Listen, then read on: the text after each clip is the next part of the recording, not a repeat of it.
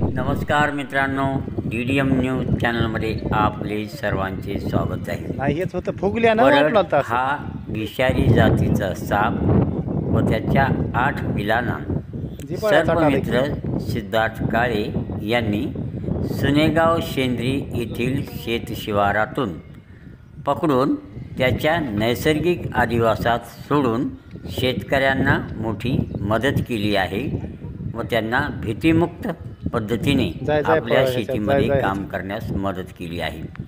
मित्रांनो, सध्या पावसाळ्याचे दिवस असल्यामुळे साप हे आपल्या बिळातून बाहेर येऊन ते शेतशिवारात काम करणाऱ्या शेतकऱ्यांना दृष्टीस पडतात। कधी त्यांच्यावर अचानक पाय पडल्याने त्यांना सर्पदंश सुद्धा होऊ शकतो।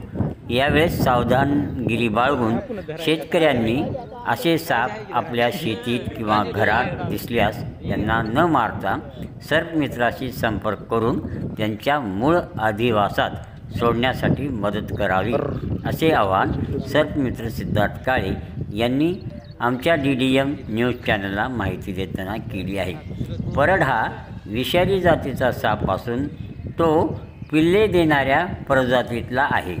हा साप अंडे देत नाही, तर एका वेळेस 30 ते 63 पिल्ले हा साप देतो।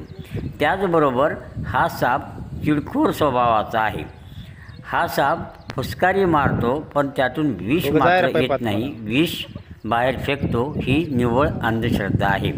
परंतु हा साप यस आकारामध्ये बसलेला असतो आणि त्याच्यावर कोणी हल्ला करण्याची भीती त्याला वाटल्यास हा साप सरळ उडून हल्ला करतो, म्हणजे काही फूट उंच तो उडतो आणि चावा घेतो, अशी माहिती ही सर्पमित्र सिद्धार्थ काळे यांनी दिलेली आहे।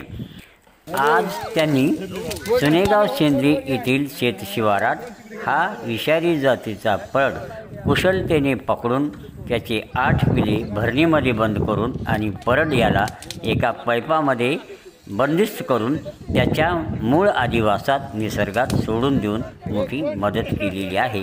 DDM न्यूज चॅनलच्या माध्यमातून आम्ही सर्पमित्र काळे यांचे धन्यवाद। त्यांनी असेच वेळोवेळी नागरिकांनी जिथे कॉल केले असतील त्यांच्यासाठी तातडीने धावून जातात, मदत करतात आणि सापांना जीवदान देण्याचं अमूल्य कार्य।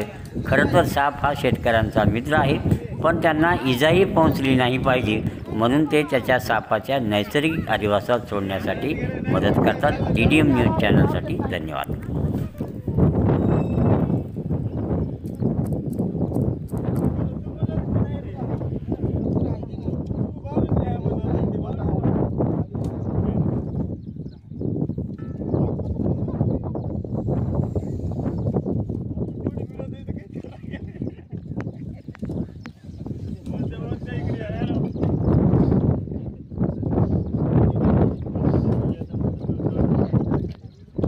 पिल्ल्याचा झाला एक खमंग आहे।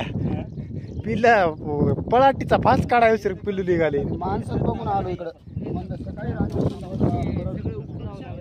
तुला म्हणलं का सकाळी आम्ही लय वाडोळ बेजार झाला।